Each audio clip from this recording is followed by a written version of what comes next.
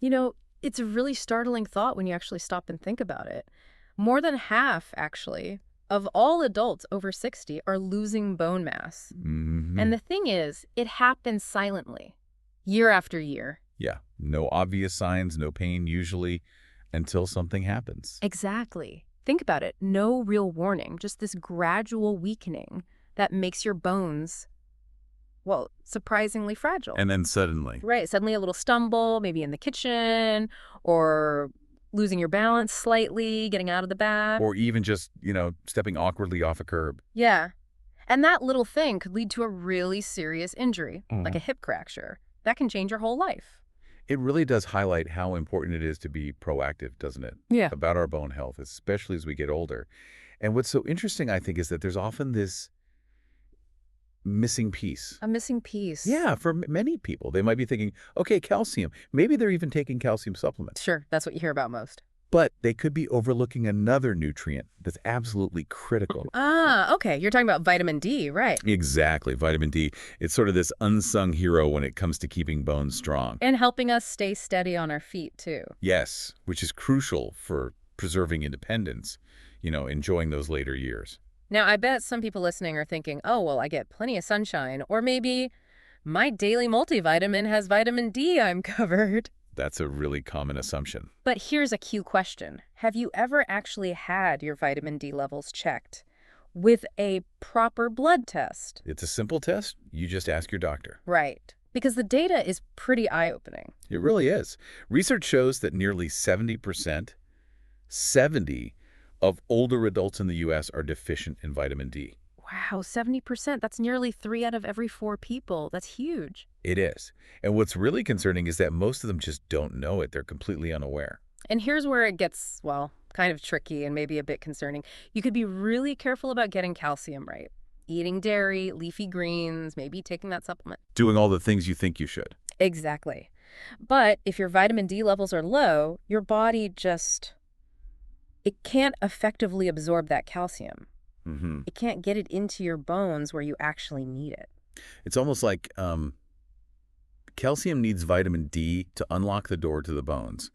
Without the key, the calcium just sort of slips right past. That's a great analogy. Slips right through without doing its job. So even if you feel like you're doing everything right. Your bones might still be vulnerable, still needing that support. So if you've ever had that little nagging worry about bone health, maybe a bit of fear about falling, or even just feeling, not quite as steady as you used to be. This is definitely something worth paying attention to. Absolutely. And hey, if this is striking a chord, maybe now's a good time to tap that subscribe button so you don't miss out on more conversations like this one. Yeah, definitely. To make this really concrete, think about a story like Linda's. She was 67, very active woman, loved her walks, gardened, ate yogurt, even took her calcium supplement daily. Sounds like she was doing all the right things. That's what she thought. But over time, she started getting more back pain, felt a bit unsteady sometimes, especially on stairs. Okay. And then, unfortunately, she tripped, just on a rug in her house, ended up fracturing her wrist. Oh no, it's such a common scenario, isn't it? Thinking you're covered, but Exactly. Linda felt like she was doing everything right for her bones. But the test showed she had a significant vitamin D deficiency. how low are we talking? Her levels were below 20 ngml, which, experts consider really quite low. Wow. Below 20. And like so many people, she'd just assumed calcium was the main thing, maybe the only thing she needed to worry about. Right, which really underscores this vital role D plays. Absolutely. It acts like a messenger, basically. Mhm. It tells your intestines, hey, absorb the calcium from the food you're eating. Okay, tells the gut what to do. And it also signals directly to your bones, encouraging them to rebuild, to stay dense and strong. So without enough vitamin D? It's like, Yeah. huh. It's like trying to build a strong house on a really weak foundation, like building on sand. It just won't be sturdy enough to protect you properly. And the science really backs us up strongly. Oh, definitely. There was a major study from Harvard, actually. They found that older adults with low vitamin D levels had a 77% higher risk of fractures. 77% higher compared to those with healthy levels. Yes, that's a massive increase in risk. It really highlights just how critical this vitamin is. So, okay, the obvious question then is, why? Why are so many older adults dealing with this deficiency? It seems counterintuitive sometimes. Well, there are a few key reasons, and it's often a combination of factors. First, as we get older, our bodies just naturally become less efficient at making vitamin D. How so? After about age 60, your skin doesn't convert sunlight into vitamin D nearly as well as it did when you were younger. Ah, okay. So even if you are getting some sun. It might not be enough, or your body isn't using it as effectively. And then there are the kidneys. What about the kidneys? They play a really crucial role. They convert vitamin D into its active form, the form the body can actually use. And kidney function can, slow down a bit with age too. I see. So less production in the skin, less activation by the kidneys? Exactly. And on top of that, certain common medications can interfere. Like what? Things like steroids, prednisone, for example, and also some acid blockers, the ones people take for heartburn. They can actually hinder how your body absorbs or utilizes vitamin D. That's important to know. And what about lifestyle? That must play a part too. Absolutely. Hmm. Many seniors are, quite rightly, more cautious about sun exposure these days to protect their skin from damage or skin cancer risk.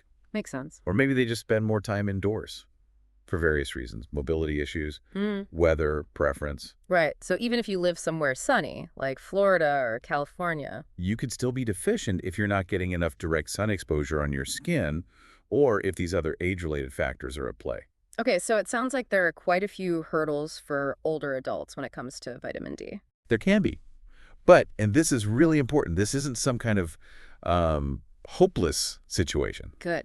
That's the message we need. It's absolutely something we can address. This is fixable. Okay, so what's next? How do we fix it? Well, in the next part of our deep dive, we're going to get into recognizing the potential signs, really understanding the root causes a bit more. And most importantly, exploring practical, science-backed strategies, things you can actually do to protect and strengthen your bones. excellent. And I think you mentioned there's a common mistake people make. Ah, yes. Definitely stay with us for that, because we are going to talk about what might be the biggest mistake people make with vitamin D. And it's not just about how much you take.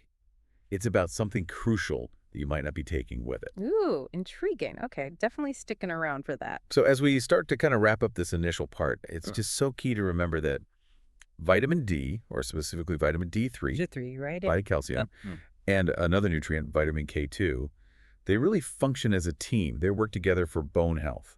A team effort. Okay, so thinking about diet then, what should we focus on? For vitamin D, you want to think about things like fatty fish salmon. That's a great example. Okay. Egg yolks have some. Yeah. Milk that's been fortified with vitamin D. Even some mushrooms, if they've been exposed to UV light. Right, the sunlight mushrooms. And calcium. We know dairy, but what else? Yeah, dairy is one source. But we need forms the body absorbs well. Think about sardines or salmon, where you eat the tiny soft bones packed with calcium. Ah, interesting. Okay. Dark leafy greens like kale or collards, chia seeds, sesame seeds, tofu that's been set with calcium salts, Lots of options there. and fortified plant milks too. And then don't forget vitamin K2. It often gets overlooked. K2, where do we find that? It's a bit trickier. Natto, which is fermented soybeans, is a very rich source, though maybe an acquired taste for some. Yeah, maybe. Certain aged cheeses have some. Egg yolks, again, especially from pasture-raised chickens. And liver or other organ meats. Sometimes a supplement is considered here too. Okay, so focus on getting those nutrients in. Are there things we should be mindful of avoiding or limiting? Yes, definitely. Some habits can actually work against your bones. Too much caffeine, for instance. A diet really high in salt. Sugary sodas, especially the cola types, that seem to be particularly bad for bones. Why the colas? The phosphoric acid might interfere with calcium balance. Also, overdoing it with alcohol is not good for bone density. Okay. And interestingly, diets that are extremely low in fat can also be problematic, partly because vitamin D is a fat-soluble vitamin, meaning you need some fat to absorb it properly. Right, that makes sense. So it's not just what we eat, but also how our bodies handle it. Digestion must be key. Absolutely crucial. Our digestive system has to break down food and absorb those nutrients. Things like having low stomach acid, which can actually become more common as we get older, Right. and taking certain medications that block stomach acid, like those proton pump inhibitors, can make it harder to absorb minerals like calcium and magnesium, and maybe vitamin B12 too. So what can help with digestion? Simple things, really. Taking your time when you eat, chewing your food really well. Digestion starts in the mouth, Good reminder. including some fermented foods like yogurt or kefir. or sauerkraut can support gut health. And for some, talking to their doctor about probiotics might be helpful. Okay. This all comes back to knowing your own status, doesn't it? Especially with vitamin D. Exactly. Getting your vitamin D levels checked is so important. It's a simple blood test called the 25-hydroxy vitamin D test. 25-hydroxy. Got it. Right. And what's the target level we're aiming for? Well, most experts generally agree that a healthy range is somewhere between 30 and 50 nanograms per milliliter, or NGML. 30 to 50 ngm. Yes.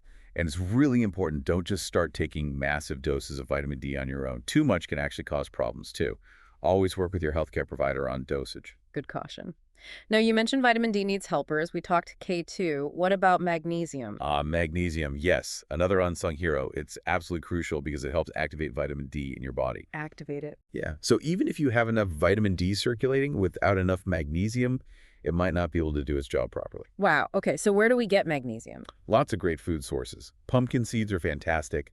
Almonds, spinach, black beans, avocados.